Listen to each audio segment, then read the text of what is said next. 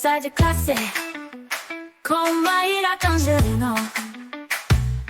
Mentes únicas em conversas plurais.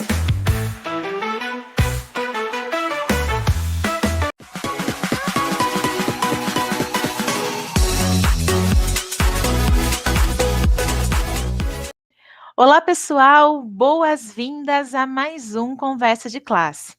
E hoje eu estou recebendo uma pessoa aqui que eu tenho uma admiração pela atuação que ele tem nos grupos que a gente frequenta junto. Tem grupo do Google, tem outros grupos também aí sobre educação. E é interessante que ele vai falar de um tema que tem mais a ver com segurança da informação e com educação digital. Mas ele é muito especialista, gente. E quando eu falo isso, ele tem sempre uma resposta certeira, assim. O pessoal colocou uma dúvida lá, é ele que vai e resolve essa dúvida. A gente vai falar sobre segurança da informação na educação digital, pensando aí em desafios e soluções. E eu estou aqui com o André César Gomes. E eu já comentei com ele, né? A gente já combinou aqui nos bastidores que eu vou começar mandando a primeira pergunta.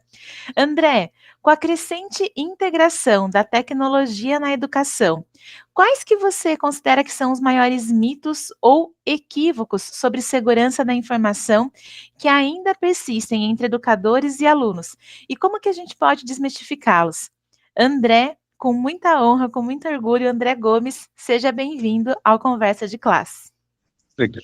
Oi, pessoal, obrigado, Mário, pelo convite. É uma honra estar aqui, tá? Eu espero contribuir com vocês em relação a esse assunto que me fascina, né? A segurança da informação, como a gente pode aplicá-la, né, no contexto da nossa educação, da educação digital, das interações entre professores e alunos, né?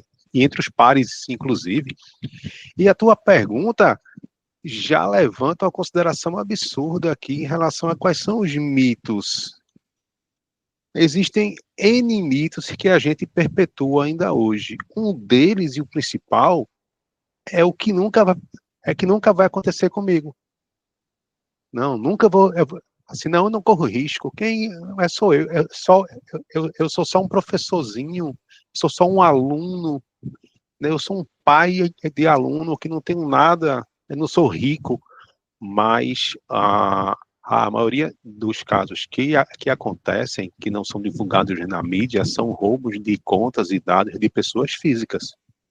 E não saem na mídia, porque o impacto é menor para um montante roubado ou um montante de dados sequestrados. Mas, para a pessoa que foi atacada, o prejuízo é enorme.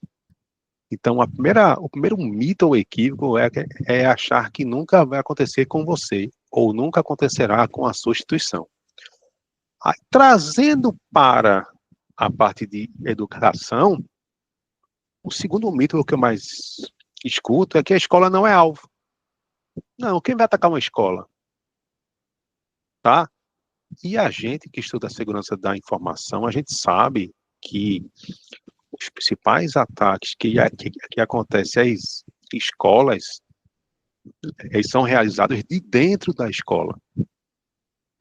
Então, eu já tive casos de alunos que alteraram o sistema de notas, e eles estavam dentro da escola, e alteraram o sistema. Então, a escola se protegeu para fora e não protegeu dentro. Então, isso é um terceiro mito. Eu me protejo para fora e não me protejo para dentro, porque para fora é que vem o ataque. Não, o ataque, na maioria dos casos, o ataque vem de dentro. Tá? Então, isso aí é o terceiro mito. Um outro mito, Mayra. Eu já tenho antivírus e tá bom. Não, não fez nada. Tá? O antivírus é um anel de proteção. Então, existem vários. O antivírus é um. A gente brinca em segurança da informação, a gente diz e reforça e aprende isso como base, que a gente treina a segurança do hardware, ou seja, o equipamento tem que estar mais seguro, né? A parte física, o meu notebook tem que ter uma senha, eu tenho que ter o notebook, ninguém pode ter acesso a ele, somente eu, o meu smartphone eu tenho a proteção, eu tenho software, ou seja, eu tenho um antivírus, eu tenho um firewall, eu tenho um sistema de dupla dupla checagem de senha e etc. E tem o peopleware, ou seja, a pessoa.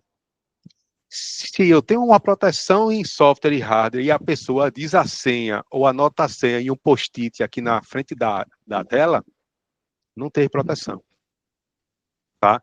Então, isso aí é o principal, é a gente entender que são várias as camadas e como eu posso resolver isso? Entendendo primeiro o conceito de segurança da informação. Vou proteger dados e informações que são da minha empresa ou da minha pessoa física. As empresas já têm uma equipe que protege e a pessoa física tem quem? A própria pessoa que faz a proteção. Então, eu tenho que ter o cuidado em o que eu vou fazer o compartilhamento, qual senha eu vou utilizar, onde eu salvo meus arquivos. Então, isso tudo vai começando, você começando a entender o que é a segurança, onde ela atua, a pessoa mesma começa a se proteger, e eu protegendo a pessoa, eu protejo o resto todinho.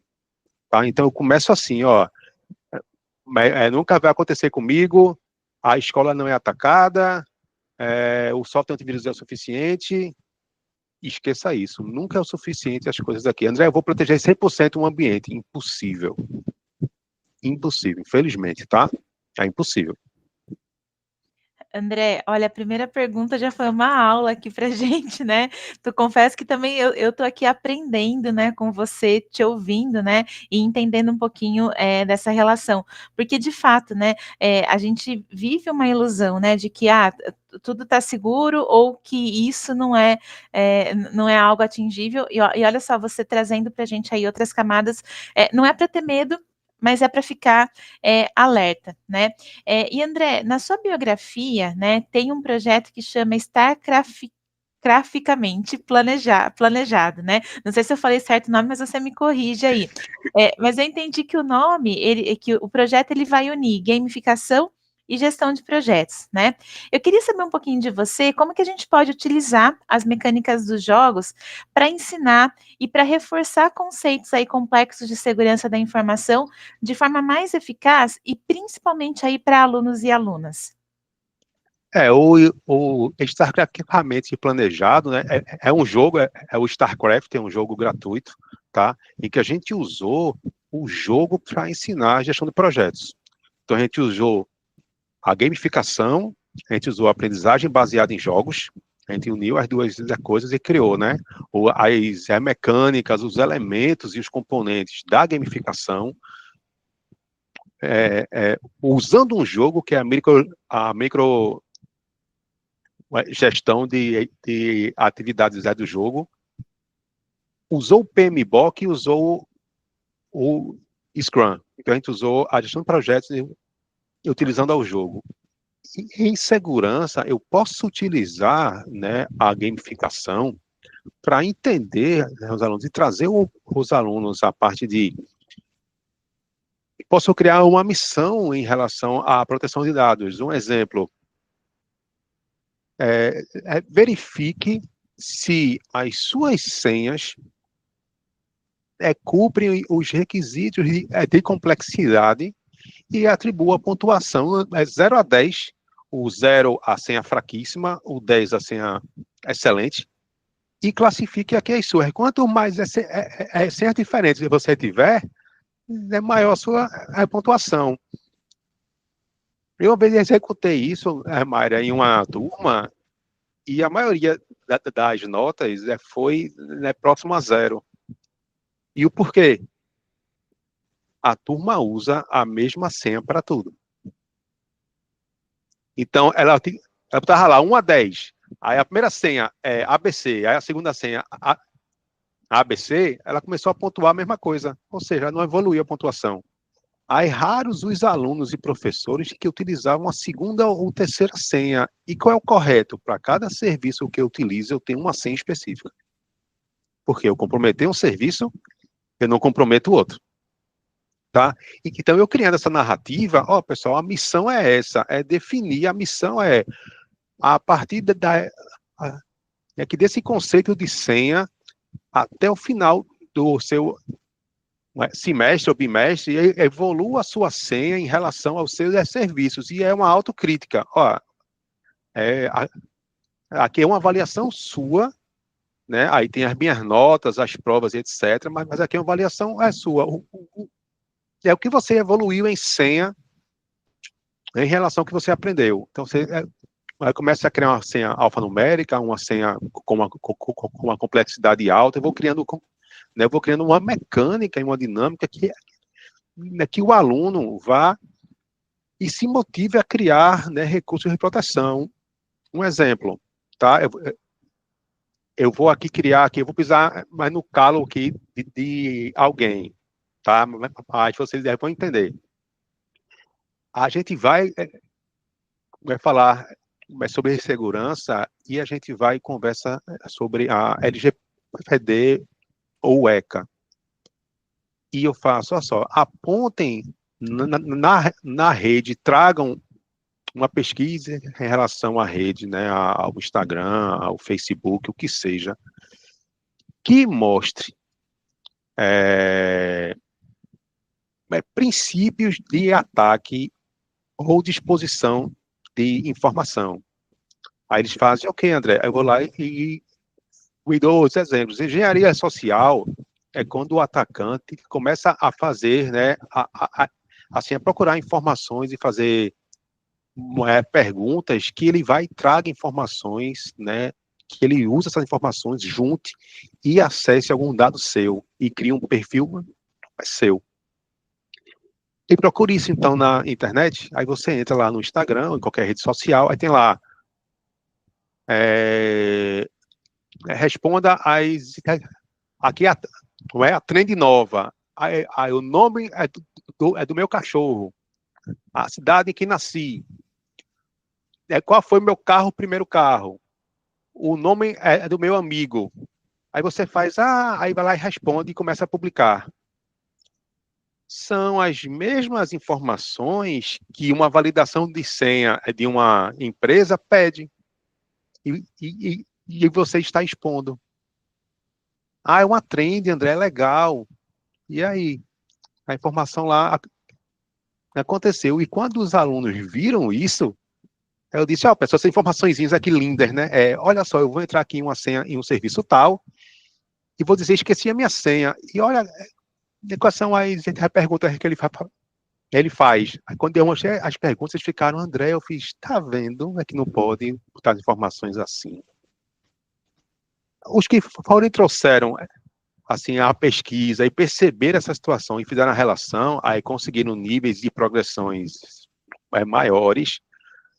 Alguns alcançaram a maestria, ou seja, eles foram o nível diamante, ouro, mestre, grã-mestre, etc. Usa os níveis lá do League of Legends, outros jogos aí, né? Começa com bronze, prata, ouro, diamante, mestre, grã-mestre. Eles vão evoluindo em níveis e ao final da sua unidade lá, você vai e definir o quanto eles evoluíram. Você aumentou lá o conceito inicial até o conceito, né, mais avançado, e você usou os métodos lá, como a narrativa, o cenário, a progressão, que são conceitos e componentes da gamificação. Então, você, né, pode utilizar isso. Aí dá uma recompensa, tá? Aí você escolhe lá a recompensa, ou seja, você vai e traz os níveis, né, os elementos, aborda o assunto e dá essa cutucada em relação a ser crítico em relação ao que você posta na internet. E a cutucada extra era o seguinte, olha só, nós já falamos isso em relação à segurança da informação, ao ataque, mas em relação à privacidade. Aí quais são as suas fotos que estão aí publicadas? Né, são suas as fotos ou são de outras pessoas que publicaram as suas fotos? Essas pessoas que publicaram, elas têm autorização? André, eu dei. Eu faço, amiguinho, quem és tu? Acho que com 14 anos, o seu pai e a sua mãe é que tem, né, que dar a autorização. E E o mais legal, não pode ser uma autorização, né, válida em todo o território nacional o ano inteiro, não. É específica para aquele evento. Tá? Eu assinei um termo, não, não pode, é o termo específico para aquele evento ali. Vou publicar as fotos do seu filho para o evento X. Aí você autoriza. E acabou ali o acesso. Tá? Então, assim, a gente usa essas coisas, começa a pensar, Raíra, e começam a ver que, ó, eu acabo o ano, assim, eles acham interessante que antigamente começavam a digitar a senha assim, né? Eles começam digitando, e agora não, eles começam a esconder o celular, né?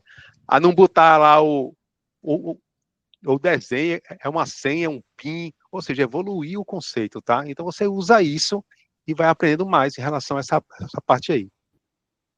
André, parabéns, né, pelo trabalho, né? Achei incrível aí o jeito que você usou para engajar, né, e para fazer as pessoas a pensarem mais. E com certeza você acabou de deixar uma contribuição imensa aqui para quem está assistindo, né? E gente, uma coisa que é interessante também, André, na sua biografia, é a sua experiência com o Google Workspace, com formação de professores também, né? Eu queria te fazer duas perguntas sobre isso, né?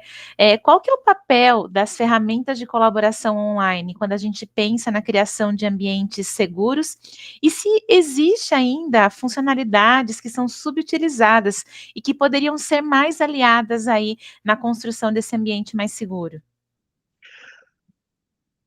Assim, a gente hoje, né, a gente utiliza o ambiente de colaboração, né, o Google específico, né, que eu tenho esse reconhecimento, né, em Google, mas eu tenho em outros também. E a gente, o principal que a gente utiliza é o compartilhamento, né, o que eu vou e peço os e-mails e compartilho com as pessoas que eu quero, mas na pressa e para ter menos trabalho. Às vezes a gente vai e compartilha com qualquer pessoa com o link. E nessas horas, alguém que não deveria acessar, acessa e faz o caos, né? Isso aconteceu durante a pandemia, que relatavam invasões no nosso Google Meet. Aí, quando a gente ia analisar, a pessoa que criou, ela botou e divulgou o link e não botou restrição. Então, o link vazava. Tá? Então, assim, às vezes a gente, enquanto educador, a gente, né, quer acelerar o processo, deixar a aula mais rápida e preparar, e a gente vai e passa por cima de critérios que a gente deveria seguir à risca. E o principal é quando a gente está usando ferramentas que vão ser acessadas por alunos que são menores. Então, a preocupação é maior. O Google Workspace ele já tem uma proteção altíssima em relação a isso. Tá? Ele assim, ele já é entregue de fábrica, entre aspas, com uma proteção altíssima em relação à segurança da criança. Mas cabe ao admin, a pessoa responsável por fazer a gestão lá do painel Google, a verificar a proteção de forma periódica. Tá? Então, os ambientes eles são mais seguros em relação à colaboração, às ferramentas e à criação, mas sim, desde que o usuário responsável ele vai e configura o ambiente da forma correta. Aí faça os bloqueios, execute lá a situação correta. Se não for executado, por mais que o Google ou outra ferramenta aí ofereça um nível de proteção X, eu sempre tenho que estar, né, aumentando esse nível e olhando os recursos, tá? Então, o que a gente não utiliza às vezes no Google, que a gente aqui já é da comunidade, conversa muito e vê muito isso acontecendo, tá? Controle de acesso, é o que eu disse agora. Quem vai acessar essa reunião aqui é aqui nossa. Eu defino os e-mails ou eu abro o link a qualquer um. Uma segunda configuração, eu vou executar uma reunião com os pais, tá? Eu vou usar o Google Meet como exemplo. Eu vou inserir os e-mails. Estou lá, eu seguindo a dica lá da Mayra e do André, que é para botar os e-mails lá, André. Eu aprendi, eu botei os e-mails, aí eu faço o seguinte agora. Embaixo tem uma configuraçãozinha chamada exibir lista de convidados. Você retirou o tique. Eita, André, esqueci. Eu fiz. Aí você expôs os e-mails de todos para qualquer um. Então, assim, você fez uma parte e esqueceu a outra. Então, eu vou criar lá, eu olho as configurações inteiras e vejo o que pode ser definido em relação à segurança. Eu não quis. André, eu vou mandar um e-mail para 20 pessoas. Eu mando como? André, eu boto lá no para e mando. Não, use o CCO. Tá? É só uma caixinha embaixo. Habilita lá o CCO e preenche no CCO. Pronto. Cada um recebe o e-mail anônimo não, né? Oculto, e aí você vai e acha que o e-mail é somente para você. Então, assim, são recursos que estão expostos e que a gente não utiliza. E a gente, assim, às vezes acusa a plataforma X ou Y de ser insegura, bem, na realidade, a gente é que não está executando o mínimo lá para poder fazer um ambiente, né, ter os recursos. Aí o que eu não uso, histórico das versões usando o Google Docs e o Sheets, tá? O compartilhamento, enquanto admin, eu não uso, eu não olho auditoria e logs, ou seja, eu olho o ambiente lá, eu crio os usuários e os alunos, os professores, não olho e esqueço o ambiente o resto do ano, e às vezes eu não vejo lá que tem uma tentativa de acesso a uma conta como é X, e que está exposta, ou vazou uma senha, tá? Então, assim, a gente tem e não utiliza. O principal hoje que eu vejo, tá? Eu dando aqui uma dica, é ative os 2 fatores de autenticação, a sua senha e um token, a sua senha e a biometria, a sua senha e um SMS, o que for. Ative a dupla ou 2FA, ou MFA, né? O múltiplo ou duplo, né? Fator de autenticação. Mas sempre ative em sua conta Google, em sua conta a Microsoft, o que seja, tá? A sua rede social ative. A conta Google, ela tem um e-mail para que eu recupere a conta em caso de perda. Esse e-mail está preenchido? É um e-mail que você acessa e sabe a senha? E a turma não usa, tá? A turma não utiliza. Então, assim, são N exemplos, tá, Maria? Eu estou aqui reduzindo alguns que eu estou lembrando assim, o que mais impacta o pessoal, esses, tá? Mas, assim, existem outros. Eu já peguei aqui uma escola que o grupo dela financeiro, o grupo lá, o financeiro, @escola, estava exposto na internet. Eles foram criar um grupo e não fizeram a configuração lá protegendo o grupo estava exposto. Eu consegui acessar o grupo e olhar o que tinha dentro. Ver a situação. Então, assim, a gente tem recursos, mas cabe ao administrador ou contratar alguém, ou treinar alguém, para que a pessoa vá e faça essa verificação, acompanhe, e cabe ao professor e ao aluno ver o que eu posso executar e o que eu faço a minha parte. Aí eu vou falar e aumento os níveis de segurança. Tá? Eu dei aqui alguns exemplos, né, em que a gente pode utilizar. Eu não sei, mas tu queres avançar um pouquinho mais, mas assim, ainda tem mais itens aqui que eu estou pensando já, tá? Nossa, André, foram exemplos, assim, muito pertinentes, né, e inclusive até para contribuir, às vezes a gente vai mesmo em formação de professores, eu já fui em muitas, e as pessoas não sabem, por exemplo, o que é uma verificação em 2 etapas, né, e aí elas também, eu acho que isso ajuda, né, a perpetuar mitos também, e essas inseguranças que você falou, né, e eu sempre gosto de lembrar que o primeiro passo para a segurança é a gente mesmo que tem que dar, né, que é querer se proteger e procurar os recursos para fazer isso. eu até quero te trazer, né, a gente está partindo aqui para a finalização, quando você olha para o futuro da educação digital, quais você acha que são as tendências emergentes em segurança da informação, que você acredita que vai ter mais impacto aí nas práticas pedagógicas, e que tipo de preparação e habilidades você acha que os educadores e também alunos e alunas precisarão desenvolver para enfrentar, esses desafios? Essa parte do que nós estamos recebendo, né, a nossa educação digital, ela vai muito em relação ao que estamos usando hoje. Então, hoje, o que é que impacta mais em prática pedagógica? IA impacta muito em prática pedagógica. A parte lá da programação em robótica, né, o pensamento computacional impacta muito. A privacidade de dados. Então, eu tenho que entender esses itens, né?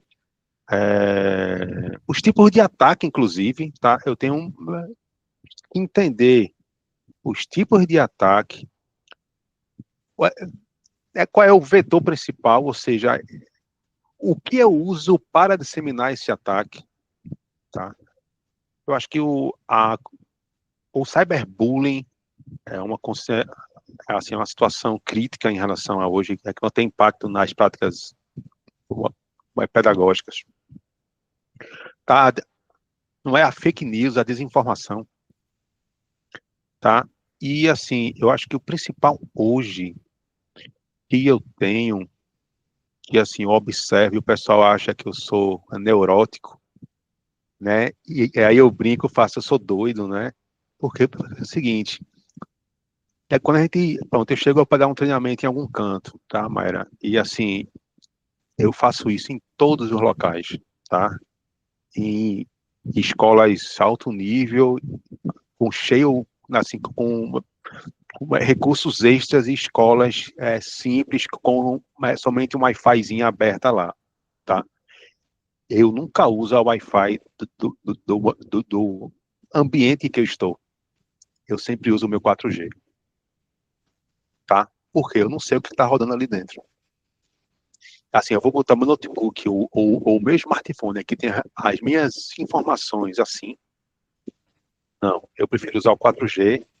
Eu estou lá dentro lá da área lá da operadora, estou protegido ou estou regido por leis que vão lá e me protegem, tá? Então eu tenho esses itens aí. E como a gente, então, tem aqui, aqui tá uma recapitulada. Os ataques, eu tenho que entender os ataques, eu tenho que ver a parte de robótica e programação e pensamento computacional, eu tenho que ver as IAs e como usar as IAs de forma ética, como proteger as minhas informações das IAs, a desinformação, e eu abordo assim, eu uso a abordagem zero confiança. Eu não uso a rede de ninguém, eu não uso o dispositivo de ninguém. Bota aqui o teu usuário e senha, como é rapidinho. Não, tá? Então eu uso isso. Então, o que eu posso indicar aos alunos né, e os professores, né, os educadores, eles precisam meter um letramento em segurança, ou seja, o princípio básico, tá? Isso é essencial. Infelizmente, existem instituições de ensino superior de informática, vou dizer informática, né, porque é um termo que abrange tudo, que não tem cadeiras de segurança da informação obrigatórias, elas são eletivas. Então, eu estou formando uma pessoa em TI e que não tem um conceito de segurança da informação. Então, assim, a gente tem que começar a pensar nisso, tá? Então, eu tenho que entender o conceito, entender o que é um phishing, autenticação, o que é a senha forte. Como eu me protejo, eu me protegendo, eu preparo o aluno para que ele vai se proteja, ele vai e cria um espelho. Então, o que eu fazia em sala com os meus alunos em janeiro, aliás, em fevereiro, em março e em abril, em dezembro eu os via repetindo. Então era engraçado. Eu vou botar minha senha, eu tiro o data show e boto a minha senha e depois eu plugo o data show de novo. Professor, é minha proteção. Aí no final eles estavam fazendo isso igualzinho e criticando os professores que não executavam isso. Aí eu vi a senha, eu vi não sei o quê, eu decorei a senha dele, eu olhei o teclado. Então, assim, você vai e começa. Eu executo e mostro aos meus alunos, eles vão e entendem aquilo ali, eles começam a assimilar, então começam a entender. Isso faz parte do letramento. Eu entendo as leis, ou seja, eu entendo o ECA, eu entendo o LGPD, eu entendo a Carolina Dickmann, né, a lei, eu entendo o cyberbullying, o que é que é, o que cada um tipo, tá? Eu vejo a competência, usar as ferramentas aqui, o Google Workspace, de forma segura, tá? Eu entendo que a minha conta pessoal é uma coisa, a minha conta de trabalho é outra, não posso ir lá e misturar as informações. E o principal hoje eu recebo uma informação e olho ela com pensamento crítico. Eu não aceito que está na internet é verdade. Não, eu vou ler a informação, eu vou olhar lá um viés extra, um viés A, um viés B, eu vou entender onde essa informação está, vou pesquisar e aí eu aceito ou não aquela informação. Eu simplesmente executo. É uma historinha rápida, eu não vou dizer aqui o ano, tá? Porque senão entrega a minha idade, mas há muito tempo atrás, tá? Caiu um boato na internet, a internet era além ainda, né? Que um arquivozinho do Windows 11 era um vírus. E o pessoal começou a apagar esse arquivo. E começou a não dar, assim, o navegador não funcionava, outra aplicação não funcionava, por quê? Porque o pessoal apagou. É um vírus, pessoal, apaguem. E não era um vírus. Então, assim, a informação veio e o pessoal não olhou a informação, só reagiu à informação e deu errado. Então, aos professores e alunos, a conscientização, habilidades de uso das ferramentas, a senha forte, evitar links suspeitos. Né?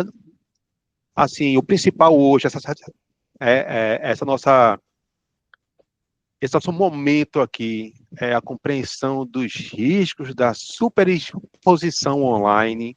Cuidado com vocês se expõem de forma online, tá? E o comportamento ético e responsável usando o ambiente o digital, o da internet e o que a gente tem. Eu acho que esses são os itens que a gente mais vê acontecer nesse último mês, essa última semanas, né, que está aqui acontecendo, em que a gente precisa que os educadores e os alunos se preparem para isso. Então, isso aqui é a base, aí irão aparecer outros, mas o principal é essa aqui.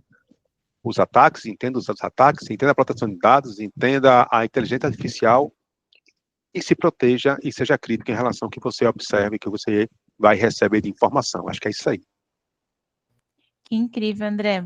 Olha, vou reforçar, eu não tenho outra palavra aqui, é uma aula que você está trazendo. Eu quero agradecer a sua generosidade, a clareza, a objetividade aí que você traz as informações. Obrigada, né, de você compartilhar com o pessoal aqui do Conversa de Classe. E quero saber se você tem alguma mensagem de finalização que você quer deixar para quem está assistindo a gente.